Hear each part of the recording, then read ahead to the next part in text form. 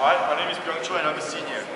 Now, one of the previous policy speakers, Chad, mentioned a couple of nice broad ideals like safety, duty, immorality. How can we dare put our children at risk?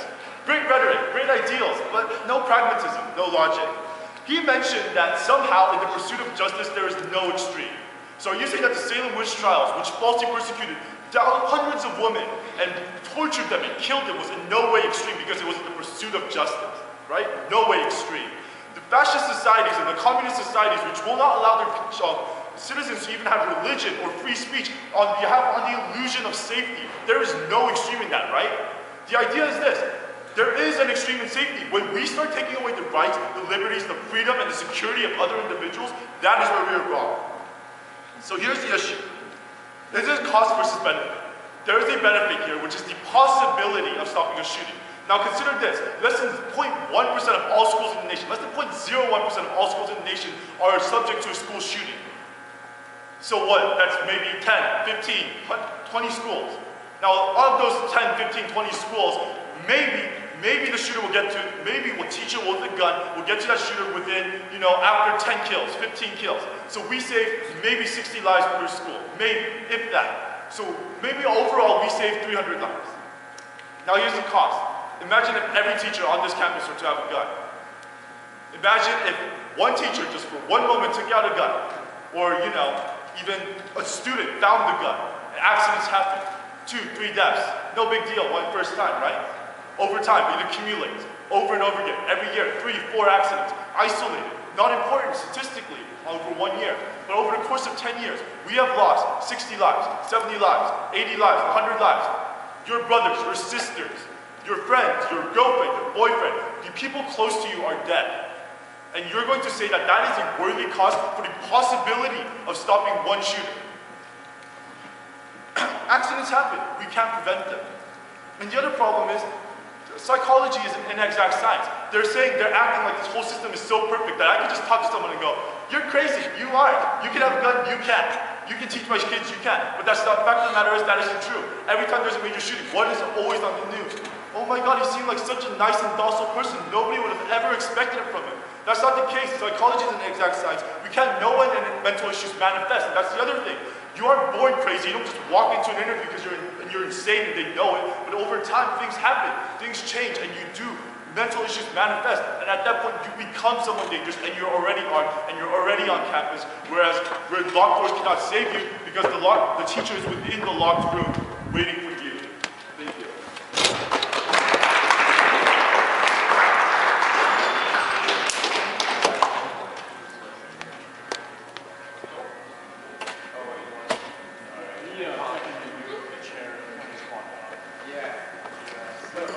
I have 5 seconds left. Chair will now recognize a speaker.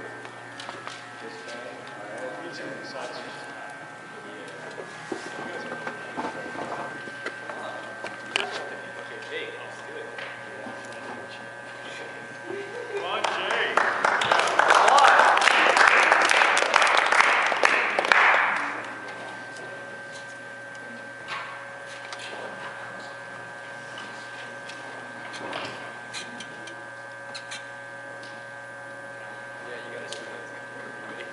My name is Jake, and I'm for teachers being armed on campus. We entrust teachers to watch over us throughout the entire day. We expect them to teach us and preserve the ideals that our parents hope are acceptable. Why shouldn't we entrust them to defend us while on campus? If we have one police officer on campus, and this is a large campus, he can't be everywhere at once. The shooter's on the other side of the school. It's going to take him some time before the shooter with either a semi-automatic or automatic weapon starts knocking kids out. If we have teachers with guns, we can take care of the shooter being eliminated at a much faster rate than waiting for more police or having one police officer get to the shooter before he starts a mass shooting on campus. Also, people bring up the issue of, oh, teachers losing the guns, teachers having safe. I don't think the teacher should have the gun in a safe because it would take too long to get the weapon out in a rush. But if the teachers keep the weapon in a holster at all times, then we can avoid students stealing the weapons, stuff such as that. The only way to stop a bad guy with a gun is a good guy with a gun. Now you'll might have your questions. Okay, so you said that one policeman certainly was not enough to keep a school safe. How many policemen do you think it would take to keep a school safe? I think the amount of policemen to keep, there is no fixed number of policemen to keep the school safe. The amount of policemen would be proportional to the size of the school. Why do you feel there needs to be teachers that have guns? Why can't it just be like a security measures? Well, I don't feel that only teachers have guns. I actually feel that we should have teachers, the principals, the assistant principals, and the security guards be armed at school as well. Do you believe a student can easily overpower a petite teacher and make it easier for a school shooting to take place? Even if a student were to overpower a teacher, the other teachers in the surrounding area can take care of the situation. Wouldn't holding the gun on them at all times increase chance of accident? Not if the gun is in the holster. Given the inferior range of a pistol, how would your teacher protect students against, say, an AR-15? If they stay in the classroom and lock the door, the range between the shooter and the teacher greatly decreases.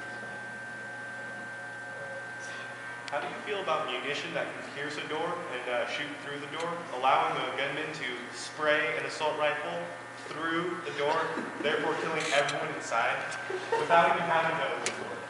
9mm pistol rounds. No, I'm not talking about a 9mm pistol. I'm talking about a gunman. That's just like a hypothetical question. What? Clarify your question. You don't understand the question? Like, how is it armed teacher? Motion stand time to answer the question. Second. Nay. Can I restate my question in a way that the speaker can understand? Yes, you can. Okay, so a teacher inside of a classroom with a 9mm handgun or whatever, how is that going to stop someone with an assault rifle that can shoot through walls? The teacher can get Shoot back through the wall? Follow-up question. No follow-up, please. No. Thank you for interrupting. But the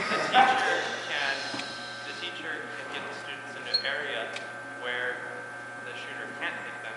And also, this is outside the range of the topic, but if the school were to increase the safety of the classrooms, it would be avoided.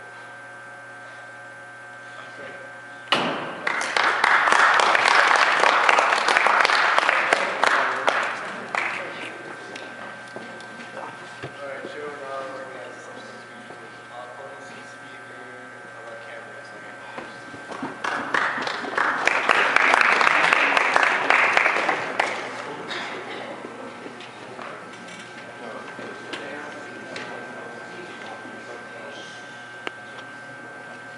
I'm Cameron, I'm a junior, and obviously since I'm speaking for the opposition, I'm against having guns on our school. Now, last what Sean said, we trust teachers with our students' minds and our students' future, so we should trust them with our safety. And off of what Byung said, the interviewing process is not perfect. This is obvious, and that not all teachers are good at preparing students' minds and their future for the future. Prime examples. Last year, I had a language arts teacher named Mr. Hickman. Lost my homework all the time. Hated symposium because it was too big of a project. Miss Tilton, my history teacher, can't teach history. Miss Bergen, she's a teacher. Oh, basketball. We went for business class.